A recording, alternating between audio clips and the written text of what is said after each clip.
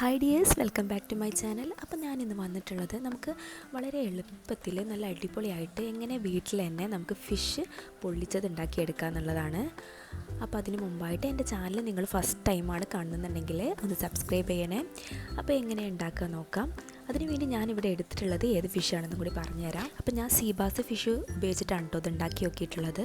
അപ്പോൾ ഏത് ഫിഷ് വേണമെങ്കിലും എടുക്കാം, ഇതേ മസാലയിൽ ഉണ്ടാക്കിയാൽ നല്ല അടിപൊളി ടേസ്റ്റാണ്. അപ്പോൾ ആദ്യം നമ്മൾ ഇതൊന്ന് മസാലയൊക്കെ തേച്ച് പിടിപ്പിച്ച് വെക്കണം. അതിന് വേണ്ടിയിട്ട് ഒരു 1/4 ടീസ്പൂൺ അളവിൽ മഞ്ഞൾപ്പൊടി ചേർത്ത് കൊടുത്തിട്ടുണ്ട്. അതേപോലെ തന്നെ അധികം എരിവില്ലാത്ത മുളക് പൊടി, അതായത് കാശ്മീർ ചില്ലി പൗഡർ ഒരു 1.5 ടേബിൾ സ്പൂൺ അളവിൽ ചേർത്ത് കൊടുക്കുന്നുണ്ട്. ഇനി ഇതിലേക്ക് ആവശ്യത്തിനുള്ള ഉപ്പും കൂടെ ചേർത്ത് കൊടുക്കുന്നുണ്ട്.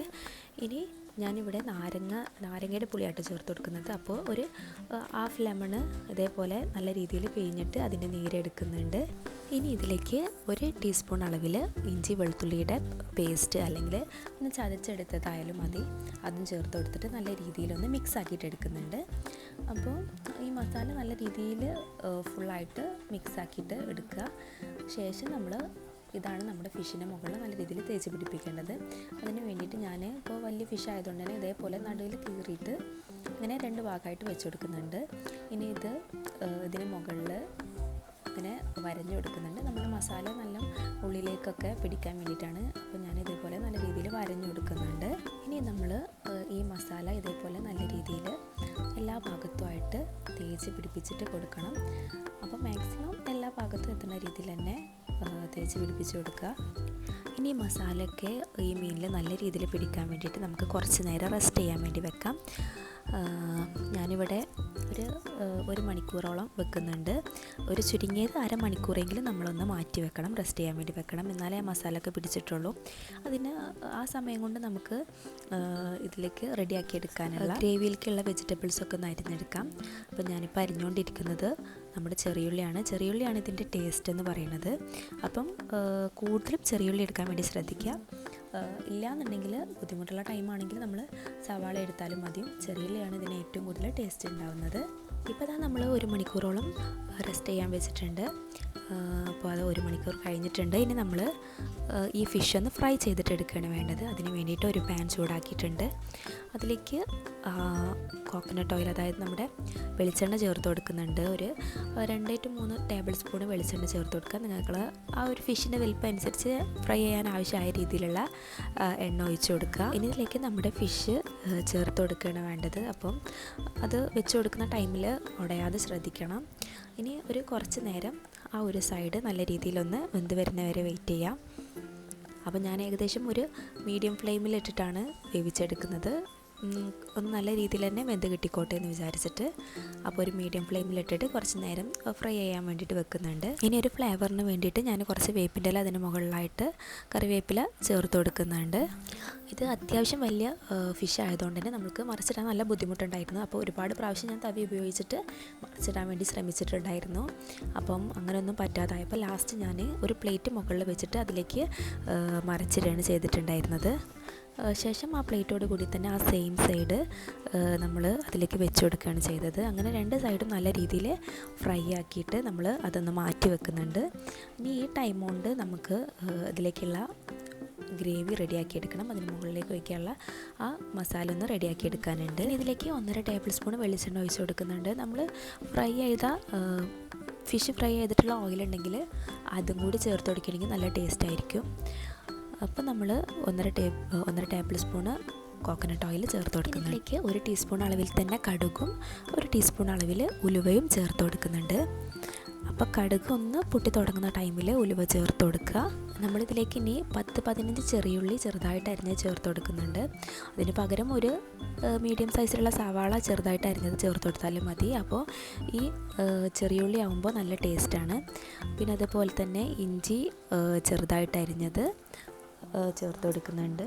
വെളുത്തുള്ളിയും ചെറുതായിട്ട് അരിഞ്ഞത് ചേർത്ത് കൊടുക്കുന്നുണ്ട്. പേസ്റ്റ് ഉണ്ടെങ്കിൽ അങ്ങനെ ചേർത്ത് കൊടുത്താലും മതി. ഇതുപോലെ ചേർത്ത് കൊടുത്താൽ അത് കടിക്കുമ്പോൾ അതിന് ഒരു പ്രത്യേക ടേസ്റ്റാണ്.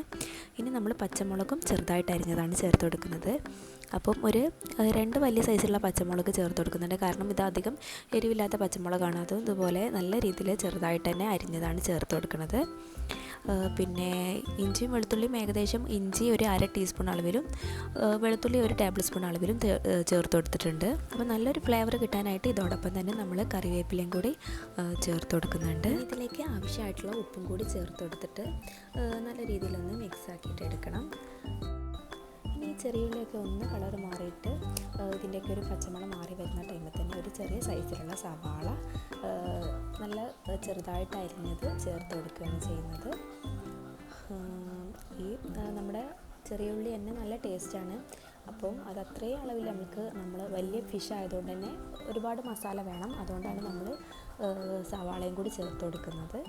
ഇനി ചെറിയ ഉള്ളി മാത്രമാണെന്നുണ്ടെങ്കിൽ നല്ല ടേസ്റ്റാണിത് കഴിക്കാനായിട്ട്. ഇനി നമുക്ക് പൊടികളൊക്കെ ചേർത്ത് കൊടുക്കാം. അതിന് വേണ്ടിയിട്ട് ഒരു 1/4 ടീസ്പൂൺ മഞ്ഞൾപ്പൊടി ചേർത്ത് കൊടുക്കുന്നുണ്ട്. അത് നല്ല രീതിയിൽ മിക്സാക്കി കൊടുക്കുന്നുണ്ട്. അപ്പോൾ മഞ്ഞൾപ്പൊടിയും കൂടി ചേർത്ത് കഴിഞ്ഞാൽ പെട്ടെന്നൊന്ന് വഴണ്ട് കിട്ടാൻ വേണ്ടിയിട്ട് ഉള്ളിയും ബാക്കിയുള്ള വെജിറ്റബിളൊക്കെ നല്ല രീതിയിൽ പെട്ടെന്ന് വഴണ്ട് കിട്ടാൻ വേണ്ടിയിട്ട് സഹായിക്കും. അപ്പോൾ അതുകൊണ്ട് ഒരു 1/4 ടീസ്പൂൺ മഞ്ഞൾപ്പൊടിയും കൂടി ചേർത്ത് കൊടുക്കുന്നുണ്ട്. ഇനി ഇതിലേക്ക് ഒരു മീഡിയം സൈസിലുള്ള തക്കാളി നീളത്തിൽ അരിഞ്ഞത് ചേർത്ത് കൊടുക്കുന്നുണ്ട്. ഇനി അതൊന്ന് നല്ല രീതിയിൽ ഒന്ന് മിക്സ് ആക്കിയിട്ട് കൊടുക്കാം. ആ തക്കാളിയൊക്കെ ഒന്ന് വെന്ത് വരുന്നവരെ കുറച്ച് നേരം വെയിറ്റ് ചെയ്യാം. ഇനി നമുക്ക് ഇതിലേക്ക് പൊടികളൊക്കെ ഓരോന്നായിട്ട് ചേർത്ത് കൊടുക്കാം. 1 ടീസ്പൂൺ അളവിൽ നമ്മൾ മല്ലിപ്പൊടി ചേർത്ത് കൊടുക്കുന്നുണ്ട്. അതൊന്ന് നല്ല രീതിയിൽ മിക്സാക്കി എടുക്കാം. ഇനി ഇതിലേക്ക് 1 ടീസ്പൂണ് കാശ്മീരി മുളക് പൊടി ചേർത്ത് കൊടുക്കുന്നുണ്ട്. അതും ചേർത്ത് നല്ല രീതിയിൽ മിക്സാക്കി എടുക്കുക. ഇനി മസാലകളുടെയൊക്കെ ഒരു പച്ചമണം മാറാനും നമ്മുടെ തക്കാളിയൊക്കെ ഒന്ന് വെന്ത് വരാൻ വേണ്ടിയിട്ട് കുറച്ച് നേരം അടച്ച് വെച്ച് വേവിക്കുന്നുണ്ട്. അപ്പോൾ ഇതാ കുറച്ച് സമയം കഴിഞ്ഞിട്ട് ഇതാ തുറന്ന് നോക്കിയിട്ട് ഏകദേശമൊക്കെ വെന്ത് വന്നിട്ടുണ്ട്. മസാലയുടെ ആ ഒരു പച്ചമണമൊക്കെ മാറിയിട്ടുണ്ട്. ഇനി ഇതിലേക്ക് നമ്മൾ തേങ്ങാപ്പാലാണ് ചേർത്ത് കൊടുക്കുന്നത്. ഒരു 1/2 കപ്പ് അളവിൽ തേങ്ങാപ്പാൽ ചേർത്ത് കൊടുക്കുന്നുണ്ട്. അപ്പോൾ ഈ സ്റ്റെപ്പ് സ്കിപ്പ് ചെയ്യാൻ പാടില്ല. കാരണം ഇതിൻ്റെ മെയിൻ ടേസ്റ്റ് എന്ന് പറയുന്നത് തേങ്ങാപ്പാലാണ്. അങ്ങനെ ഈ വെജിറ്റബിൾസൊക്കെ തേങ്ങാപ്പാലിൽ നല്ല രീതിയിൽ വെന്ത് കുറുകി വരണം. അപ്പോൾ അത് ഏകദേശം അങ്ങനെ ആയിട്ടുണ്ട്. തേങ്ങാപ്പാലൊക്കെ വറ്റി നമ്മുടെ വെജിറ്റബിൾസൊക്കെ അതിൽ തന്നെ വെന്ത് വന്നിട്ടുണ്ട്. അപ്പോൾ അതിൽ തന്നെ വെന്ത് വരുന്ന ടൈമിൽ നല്ല ടേസ്റ്റാണ്. ഈ സമയത്ത് നമുക്ക് ഉപ്പൊക്കെ ഉണ്ടോ എന്ന് നോക്കിയിട്ട് ആവശ്യത്തിനുള്ള ഉപ്പും ചേർത്ത് നല്ല രീതിയിൽ ഇളക്കി കുറുക്കി വന്നാൽ അത് റെഡി ആയിട്ടുണ്ട്. ഇപ്പോൾ തന്നെ ഏകദേശം റെഡി ആയിട്ടുണ്ട്. നമുക്കിനി ഇതിൻ്റെ ഫ്ലെയിം ഓഫ് ചെയ്യാം. ഇനി നമുക്ക് ഇത് ഫിഷിൽ മസാലയായിട്ട് തേച്ച് പിടിപ്പിക്കുകയാണ് നെക്സ്റ്റ് സ്റ്റെപ്പ് എന്ന് പറയുന്നത്. ഇനിയാണ് ഇതിൻ്റെ ഫൈനൽ സ്റ്റെപ്പ്. നമ്മളിനി ഫിഷ് പൊള്ളിച്ചെടുക്കാൻ പോവുകയാണ്. അതിന് വേണ്ടിയിട്ട് ഞാനിവിടെ ഫോയിൽ പേപ്പറാണ് എടുത്തിട്ടുള്ളത്. വാഴയിലുണ്ട് എന്നുണ്ടെങ്കിൽ അതാണ് ബെറ്റർ. എനിക്കത് കിട്ടാനില്ലാത്തതുകൊണ്ടാണ്. അതുണ്ടെങ്കിൽ അതൊന്ന് ജസ്റ്റ് വാട്ടിയെടുത്തതിന് ശേഷം അതിൽ ആദ്യം മസാല ചേർത്ത് കൊടുക്കുകയാണ് വേണ്ടത്. ഇപ്പം ഞാൻ അതില്ലാത്തതുകൊണ്ട് തന്നെ ഒരു ഫോയിൽ പേപ്പറിൽ നമ്മൾ ആദ്യം കുറച്ച് മസാല ചേർത്ത് കൊടുക്കുന്നുണ്ട്. ഇനി ഇതിന് മുകളിലോട്ടായിട്ട് നമ്മൾ ഫ്രൈ ചെയ്ത് വെച്ചിട്ടുള്ള ഫിഷ് അതുപോലെ തന്നെ ചേർത്ത് കൊടുക്കുന്നുണ്ട്. അപ്പം ഇങ്ങനെ ചേർക്കുന്ന ടൈമിൽ അത് ഉടയാതെ ശ്രദ്ധിക്കണം. കാരണം നല്ല വെന്ത ഫിഷ് ആയതുകൊണ്ട് തന്നെ ഉടയാതെ തന്നെ ഒരുവിധം കിട്ടിയിട്ടുണ്ട്.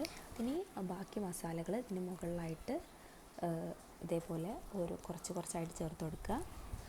ഫിഷ് ഓൾറെഡി നമ്മൾ ഒരുപാട് നേരം റെസ്റ്റ് ചെയ്യാൻ വെച്ചിട്ട് ആ മസാലയൊക്കെ നല്ല അയിമ പിടിച്ചിട്ടുണ്ടായിരുന്നു. അപ്പോൾ ഫിഷ് ഒറ്റയ്ക്ക് കഴിക്കാൻ തന്നെ നല്ല ടേസ്റ്റ് ഉണ്ട്. അപ്പോൾ അതിൻ്റെ കൂടെ ഈ മസാലയും കൂടി തേങ്ങാപ്പാലിലുള്ള ഈ മസാലയും കൂടി ചേർത്തിട്ടാകുമ്പോൾ നല്ല അടിപൊളിയായിട്ടുണ്ട്. അപ്പോൾ ഈ മസാലയൊക്കെ അതിന് മുകളിൽ നമ്മൾ നല്ല രീതിയിൽ തേച്ച് പിടിപ്പിച്ച ശേഷം ഇനി നല്ല രീതിയിൽ കവർ ചെയ്യുകയാണ് വേണ്ടത്. ഇനി ഇത് ഫുള്ളായിട്ട് കവർ ചെയ്തിട്ട് നമ്മൾ ഒരു ഫ്രൈ പാൻ എടുത്തിട്ട് അതിൽ ഒന്നും കൂടി ഒന്ന് ചൂടാക്കി എടുക്കുന്നുണ്ട്. അപ്പോൾ ആ മസാലയൊക്കെ ഒന്ന് നല്ല രീതിയിൽ ഫിഷിലൊന്ന് പിടിക്കാൻ വേണ്ടിയിട്ടാണ്. അപ്പോൾ ഒന്ന് ഫ്രൈ പാനിലിട്ടിട്ടൊന്ന് ചൂടാക്കി. സംഭവം നമ്മുടെ ഫിഷ് പൊള്ളിച്ചത് ഇവിടെ റെഡി ആയിട്ടുണ്ട്. അപ്പോൾ ഇത് ഒറ്റയ്ക്ക് തിന്നാൻ തന്നെ നല്ല ടേസ്റ്റാണ്. അപ്പോൾ ഇത് ചോറിൻ്റെ കൂടെ ആയിക്കോട്ടെ, നമ്മൾ ബ്രേക്ക്ഫാസ്റ്റ്, ചപ്പാത്തി എന്തിൻ്റെ കൂടെ ആയാലും നല്ല ടേസ്റ്റാണ്. ഇതിൻ്റെ ആ ഒരു ഗ്രേവിയും മസാലയൊക്കെ നല്ല ടേസ്റ്റ് ഉണ്ട്. അപ്പോൾ എന്തായാലും ട്രൈ ചെയ്ത് നോക്കുക. ട്രൈ ചെയ്തിട്ട് നിങ്ങളുടെ ഫീഡ്ബാക്ക് അറിയിക്കുക. ഇൻഷാ അല്ലാഹ് മറ്റൊരു വീഡിയോ ആയിട്ട് കാണാം. അപ്പോൾ ഓക്കെ, ബൈ.